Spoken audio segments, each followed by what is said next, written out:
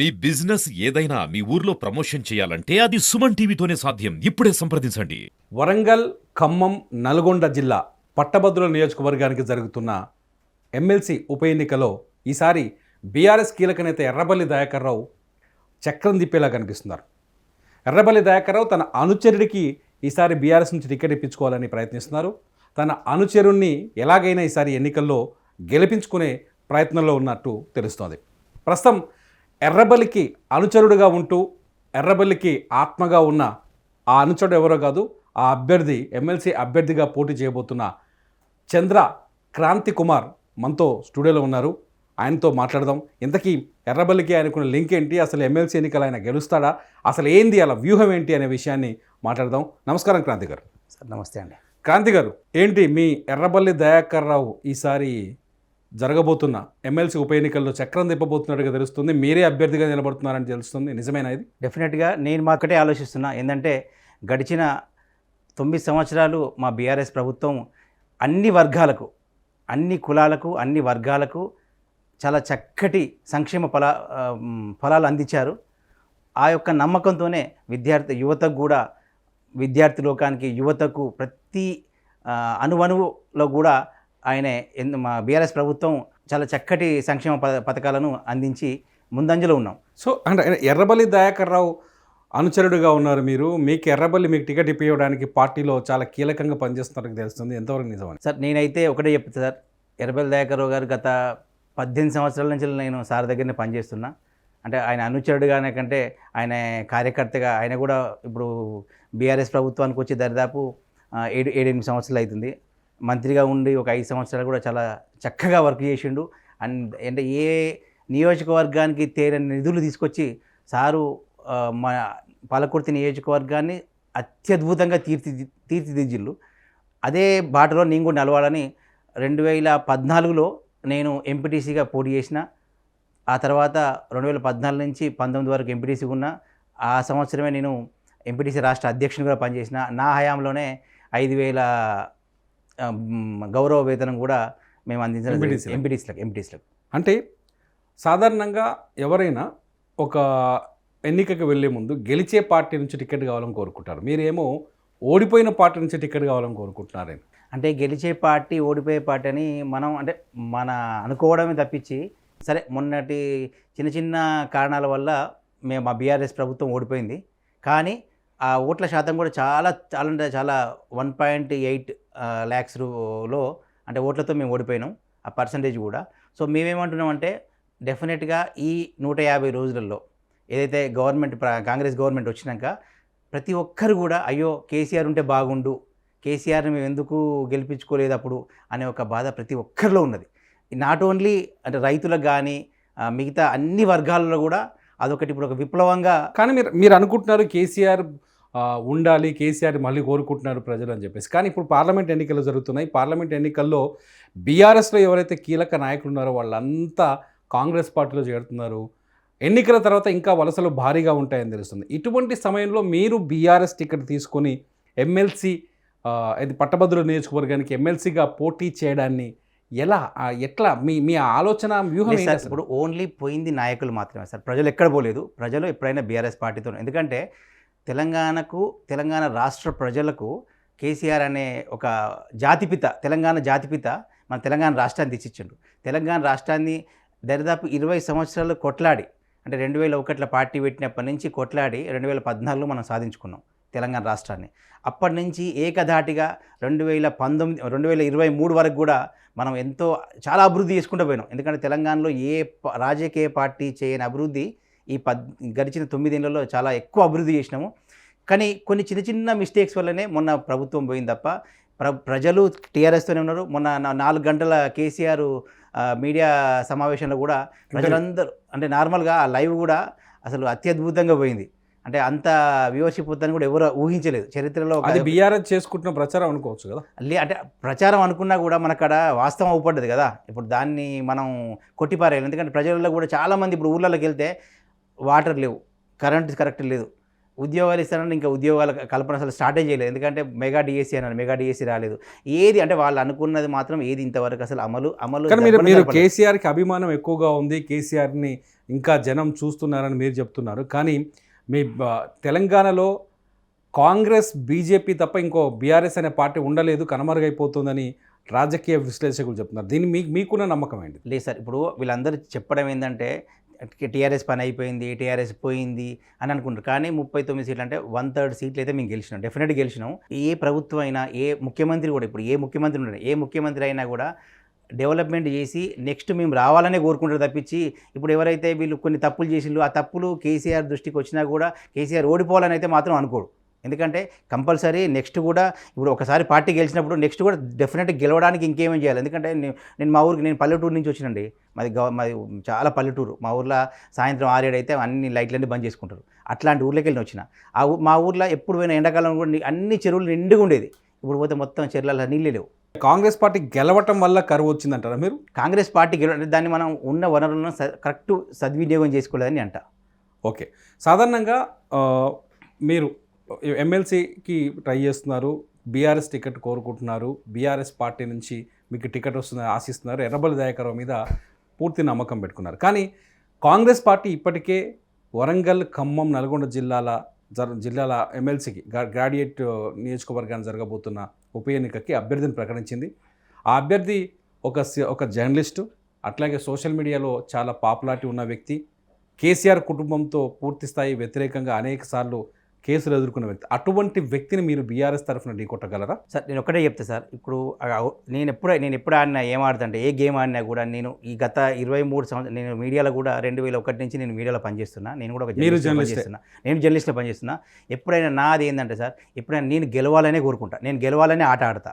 అంతేగాని అవతల వాళ్ళు ఓడిపోవాలని నేను ఎప్పుడు ఆడా. ఇప్పుడు కూడా నా బలం నా యువత, నా బలం నా పార్టీ, నా కేసీఆర్, నా బేస్ కేసీఆర్ బొమ్మ చాలు సార్. కేసీఆర్ను చూస్తే చాలు సార్, ఓట్లు పడతాయి, 100% పడతాయి. దాంట్లో ఎలాంటి డౌటే లేదు. 100% చెప్తున్నా కదా. ఏదైతే కొన్ని జరగవచ్చు, ఇప్పుడు ప్రతి ఒక్కరూ అన్నీ 100% చేయలేరు. సారు ఇవ్వని హామీలు కూడా నెరవేర్చిండు, 90%, 99% నెరవేర్చిండు. చిన్నవి మాత్రం డెఫినెట్గా. కానీ నిరుద్యోగ భృతి లేదు, యువత బీఆర్ఎస్ పార్టీకి వ్యతిరేకంగా ఉంది. మీరు ఇప్పుడు పూర్తిగా గ్రాడ్యుయేట్లు, చదువుకున్న వాళ్ళ ఓట్లనే అడగబోతున్నారు. నిజంగా యువత నుంచి కానీ గ్రాడ్యుయేట్స్ నుంచి కానీ అంత రెస్పాన్స్ ఉంటుంది అనుకుంటున్నారా? మీరు ఒక్కటి ఆలోచించండి సార్, యువత అంటే ఇప్పుడు ప్రతి యువతకి కూడా, ఇప్పుడు సపోజ్ అన్ని పార్టీలు చెప్తారు మేము మొత్తం ఉన్న యువతకు అందరికీ ఎవరూ ఉద్యోగాలు కల్పించలేరు సార్, గవర్నమెంట్ ఉద్యోగాలు అయితే అందరికీ రావు. దానికి మనం సబ్స్టిట్యూట్ చేసుకుంటాం. ఏంటంటే సార్, గవర్నమెంట్ ఉద్యోగాలు ఎన్నైతే ఉన్నాయో అన్నీ డెఫినెట్గా వాళ్ళు 1%, 2%, 3% ఎన్నైతే మన ఉన్న జనాభాలో ఆ విధంగా నోటిఫికేషన్స్ ఇస్తారు. తర్వాత మిగిలిన వాటికి ఉద్యోగాలు అంటే ప్రైవేట్ సెక్టర్, అంటే నిజంగా ఐటీ ఇండస్ట్రీలో ఎగుమతుల్లో కూడా మనం నెంబర్ 1 స్థానంలో ఉన్నాం. హైదరాబాద్ మీరు తీసుకుంటే, ముఖ్యంగా తీసుకోండి, హైదరాబాద్ యువత అంతా హైదరాబాద్కి వస్తుంది. ఎందుకంటే నార్మల్గా మా ఊరోళ్ళు అయితే సార్ ఎక్కడ వచ్చినా హైదరాబాద్ వచ్చి పని చేసుకుందాం అనుకుంటారు. ఎందుకంటే ఇక్కడ మనకు ఉద్యోగాల కల్పన ఉంటుంది, మనం ఇక్కడ ఉన్న ఇన్ఫ్రాస్ట్రక్చర్ డెవలప్మెంట్ ఉన్న వల్ల ఉద్యోగాలు అవకాశాలు ఎక్కువగా ఉంటాయి. కాబట్టి ఇక్కడ వచ్చి మొన్న ఓట్లలో కూడా, మొన్న జరిగిన అసెంబ్లీ ఎన్నికలలో కూడా హైదరాబాద్ మొత్తం టీఆర్ఎస్ గెలిచింది. ఓకే, అంటే దీనివల్ల మనం అర్థం చేసుకోవాలి అంటే హైదరాబాద్లో ఉన్న యువత డెఫినెట్గా కేసీఆర్ ఓట్లేసిండ్రు. అట్లని చెప్పి నేను ఉన్న గ్రామాల్లో ఓట్లు పడంటే కొన్ని కారణాల వల్ల, అక్కడ ఉన్న లోకల్ స్థానిక నాయకుల సమస్యను ఏదో కానీ లాస్ట్కి ఏమన్నారు, అయ్యో కేసీఆర్ ముఖ్యమంత్రి అవుతారు అనుకున్నా కానీ కాలేదు. ఎమ్మెల్యేకు అంటే వాళ్ళకి పాపం వాళ్ళకు ఉన్న ఏంటంటే కేసీఆర్ కంపల్సరీ ఓటు 100% కేసీఆర్ ముఖ్యమంత్రి అవుతాడు. ఆ ఉన్న స్థానిక నాయకుల వల్ల కొంతమందికి వాస్తవంగా అక్కడ ఓడిపోవడం జరిగింది. అంటే క్రాంతి గారు, మీరు ఏది చెప్పినా యువత మా వైపు ఉన్నారు, ఉపాధి కల్పన మా వైపు ఉంది, కేసీఆర్కి ఇంకా ప్రజల్లో అది ఉంది అంటారు.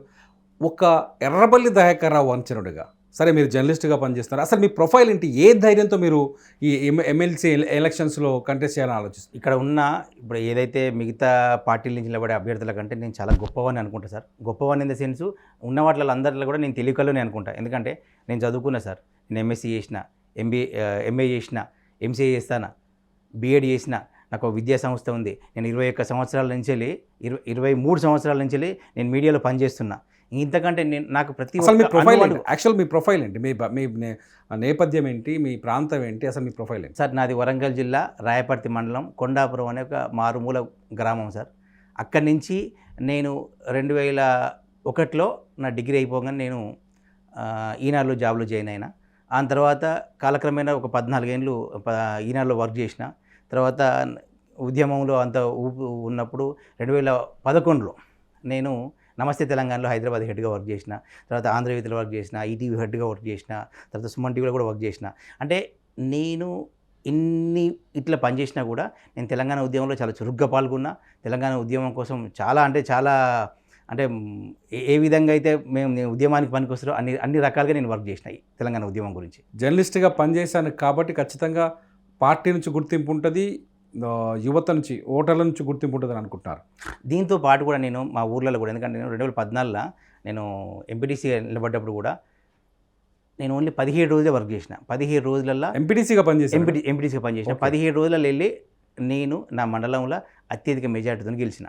గతంలో పొలిటికల్ ఎంట్రీ ఎప్పుడు జరిగింది? 2014 సార్. 2014లో టీఆర్ఎస్ పార్టీలో నుంచి నాకు సుధాకర్ రావు గారు నాకు టికెట్ ఇచ్చిండ్రు. సుధాకర్ రావు గారి ప్రోద్బలంతో నేను టికెట్ తీసుకొని ఆయన సహాయంతో నేను అత్యధిక మెజార్టీతో నేను గెలిచాను సార్. మీకు ఆదర్శంగా ఉన్న రాజకీయ నాయకుడు ఎవరు? రేవంత్ రెడ్డి సార్. అదేంటి మీరు బీఆర్ఎస్లో ఉండి కేసీఆర్ భజన చేసుకుంటూ మొదటి ఇక్కడ ఉన్నాయి సార్. నేను ఎందుకంటే రేవంత్ రెడ్డి ఎందుకనంటే రేవంత్ రెడ్డి లాంటి నాయకుడు ఒక జెడ్పీటీసీ భజన కేసీఆర్ది లేదు అభిమానం రేవంత్ మీద లేదు. అంటే నేను అభిమానం అంటలేను సార్, నేను ఆదర్శం తీసుకున్నా. ఆదర్శం వేరు, అభిమానం వేరు సార్.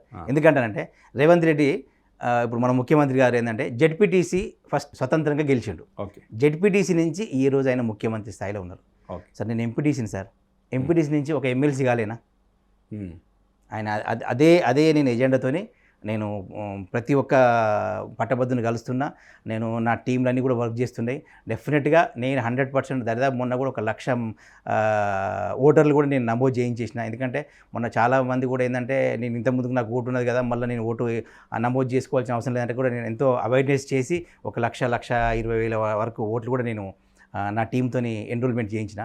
కాబట్టి నాకు ఒక నమ్మకం ఉంది. ఎందుకంటే నేను నాన్ కాంట్రవర్సల్, నేను నాన్ కరప్టెడ్. నేను ఇప్పటివరకు కూడా సమాజ సేవ చేసిన. నాది ఒక ట్యాప్ ఫౌండేషన్ ఉంది. అంటే ఆ ట్యాప్ ఫౌండేషన్ తీసిన ప్రతి సంవత్సరం ఒక 25,000 అంటే పక్షులకు వాటర్ అందించే ట్యాప్ ఫౌండేషన్ ఉంది నాకు. నేను ప్రతి దాంట్లో ఏది చేసినా బెస్ట్గా ఉండాలని ఆలోచిస్తా. ఏ పని చేసినా చాలా బెస్ట్గా ఉండాలని ఆలోచిస్తా. నేను నిజాయితీగా పనిచేస్తా, సిన్సియర్గా నిజాయితీగా ఎఫర్ట్స్ పెడతా. విజయం మాత్రం 100% వరిస్తుందని నాకు నమ్మకం. గ్రాడ్యుయేట్స్కి మీరు ఇచ్చే హామీలేంటి? వాళ్ళని ఏ విధంగా మీరు ఓటు అడగాలనుకుంటున్నారు? నేను గ్రాడ్యుయేట్స్కి ఒకటే చెప్తున్నా సార్. ఇప్పటి వరకు అందరు చెప్పిందే కావచ్చు, అయినా కూడా నేను ఒకటి ఏం చెప్తున్నానంటే, నేను తెలంగాణ యువత తరఫున కొట్లాడతా. వాళ్ళకి రావాల్సిన ఉద్యోగాలు ఇప్పుడు చాలామంది ఇప్పటివరకు కూడా సార్ కాంగ్రెస్ గవర్నమెంట్ వచ్చినా కూడా వాళ్ళు 30,000 ఉద్యోగాలు ఇచ్చినని చెప్తున్నారు. అది మా టీఆర్ఎస్ ప్రభుత్వంలో నోటిఫికేషన్ ఇచ్చినాయి సార్. కాకపోతే వీళ్ళు అంటే అపాయింట్మెంట్ ఆర్డర్లు ఇచ్చింది కావచ్చు, దాన్ని నేనేం తప్పట్టలేదు. ఎందుకంటే సార్ అది ప్రాసెస్లో అయిపోతుంది. కానీ అది ఇచ్చింది మాత్రం టీఆర్ఎస్ ప్రభుత్వమే, కాంగ్రెస్ ప్రభుత్వం కాదు. కాంగ్రెస్ ప్రభుత్వం మెగా డిఎస్సీ ఎత్తానంటారు. నేనేమంటాను సార్, నేను ఇప్పుడైనా కొట్లాడడానికి రావట్లేదు. దేనికి కొట్లాడతానా? మా యువతకు రావాల్సిన హక్కులకు, దాని గురించి నేను కొట్లాడతాను. మా ఉద్యోగాలు రావాలి, మా యువతకు ఉద్యోగాలు రాకుండా సార్ ఎవడైనా సార్ ఈ రోజుల్లో ఎట్లయిపోయిందంటే ఉద్యోగాలు లేక 30-35 ఏళ్ళ వరకు కూడా వాళ్ళకు ఒక పోలీసు లేకపోతే టీచరు ఏదో ఒకటి చేయాలని సంవత్సరాల కొద్దీ హైదరాబాద్కి వచ్చి ఇన్స్టిట్యూట్ నెంబర్లో ఉండి ఎన్నో లక్షలాది రూపాయలు ఖర్చు పెట్టుకొని డిఎస్సీ నోటిఫికేషన్ కానీ పోలీస్ నోటిఫికేషన్ కానీ ఇవన్నీ రాకుండా ఏమైపోద్దంటే వాళ్ళు అటు ప్రైవేట్ ఉద్యోగానికి పోలేరు. ఎందుకంటే గవర్నమెంట్ ఉద్యోగం పడుతుంది, గవర్నమెంట్ ఉద్యోగాలు పడతలేవు. ఓకే. కాబట్టి నా ఉద్దేశం ఏంటంటే సార్, మీరు ఏం చేసినా కూడా ఒక క్యాలెండర్ ఇచ్చేయండి. ప్రతి సంవత్సరం జనవరి 1కు యూపీఎస్సీ ఎట్లయితే మనకు వాళ్ళు ఇస్తారో సేమ్ అదేవిధంగా 500 ఉద్యోగాలు అయినా పర్లేదు సార్. 500 ఉద్యోగాలకు 5 లక్షల మంది పోటీ పడ్డా పర్లేదు, 15 లక్షల మంది పోటీ పడ్డా పర్లేదు. వాళ్ళకి తెలిసిపోతుంది, ఓహో నీ ఉద్యోగానికి నేను ఎలిజిబుల్ కాదు కాబట్టి నేను ప్రైవేట్కి పోవాలి అని చెప్పి, నేను ఈ ఉద్యోగానికి ఎలిజిబుల్ కాబట్టి నేను ఈ ఉద్యోగం కంపల్సరీ కొట్టాలని చెప్పేసి వాడు కసితో చదువుతాడు. కసితో చదివినప్పుడు డెఫినెట్గా సిన్సియర్గా ఎఫర్ట్స్ పెట్టినప్పుడు రిజల్ట్ అనేది ఆటోమేటిక్గా వచ్చేస్తుంది సార్. అంటే ఎర్రబల్లి దయాకర్ రావు మీద మీకు నమ్మకం ఉందా? మీ సారు మీద మీ నమ్మకం ఉందా? మీకు టికెట్ ఇవ్వబోతున్నారు ఈసారి? సార్ నాకైతే దయాకర్ రావు అంటే పిచ్చి సార్. ఎందుకంటే 7 సార్లు దాదాపు 6 సార్లు ఆయన ఎమ్మెల్యే గెలిచిండు, ఒకసారి ఎంపీగా గెలిచిండు. ఆయన దగ్గర ఉన్న ఒక మంచి గుణం ఏంటంటే సార్, ఎవరినైనా కలుపుకోపోతారు సార్. ఇంటికి పోతే నువ్వు ఏ ఊరి నుంచి వచ్చినా కూడా అడగాడు సార్. అంటే నువ్వు ఆ మండల నాయకుని తీసుకురా, ఆ ఊరి సర్పంచ్ని తీసుకురా, ఆ వార్డు మెంబర్ తీసుకురా, ఆ ఊరి నుంచి వచ్చిన వాళ్ళని వస్తాను సార్. నువ్వు ఎక్కడన్నా కాదు సార్, నీ ప్రాంతం పేరు కూడా అడగాడు. నీకేం కావాలి, నీ పని ఏంది కావాలంటే అప్పుడు అసలు అంటే నార్మల్గా మా సార్ మీద ఒక చిన్న నాడు అంటే సార్ తలుచుకుంటే ట్రంప్ కూడా ఫోన్ చేసి మాట్లాడతారని అంత, అంటే ఎవరు పోయినా డెఫినెట్గా సార్ మాట్లాడతాడు. సార్ దగ్గర పోతే 100% ఆ పనిని దగ్గరుండి ఎంత రోజుకు 300 మంది వస్తారు సార్. నిజం, మినిమం 300 మంది వస్తారు. అందరిని కలుస్తాడు, అందరికీ కావాల్సిన అన్ని ప్రతి ఒక్కరికి కూడా వాళ్ళకి సాటిస్ఫై అయిపోతారు సార్. సరే పని అయితే కొన్ని వందలకి టికెట్ వస్తుంది అనుకుంటున్నారు అయితే? డెఫినెట్గా నేను సారు దయ వల్ల నేను టికెట్ వస్తాను అనుకుంటున్నా. డెఫినెట్గా నేను గెలిస్తే సార్, గెలిచి 100% మా నెక్స్ట్ మా బీఆర్ఎస్ ప్రభుత్వం కూడా వస్తుంది సార్ అని చెప్తాను. రైట్. చూద్దాం. వరంగల్, ఖమ్మం, నల్గొండ పట్టభద్రుల నియోజకవర్గాన్ని జరుగుతున్న ఉప ఎన్నికలో మాత్రం ఖచ్చితంగా ఎర్రబల్లి దయాకర్ రావు చక్రం తిప్పబోతున్నారో తెలుస్తుంది. అయితే ఎర్రబల్లి దయాకర్ రావు తన అభ్యర్థికే, తన మనిషికే టికెట్ ఇప్పించుకోబోతున్నారా లేదా క్రాంతి కుమార్ మాత్రం టికెట్ నాకే వస్తుందని చెబుతున్నారు? చూద్దాం. ఎమ్మెల్సీ ఎలక్షన్ నోటిఫికేషన్ వచ్చింది. ఇప్పటికే పట్టభద్రులు వాళ్ళ ఓటు హక్కును నమోదు చేసుకున్నారు. మరి క్రాంతి కుమార్ ఏం చెప్పబోతున్నారు, గెలవబోతున్నారా చూద్దాం. చూస్తూనే ఉండండి సుమన్ టీవీ.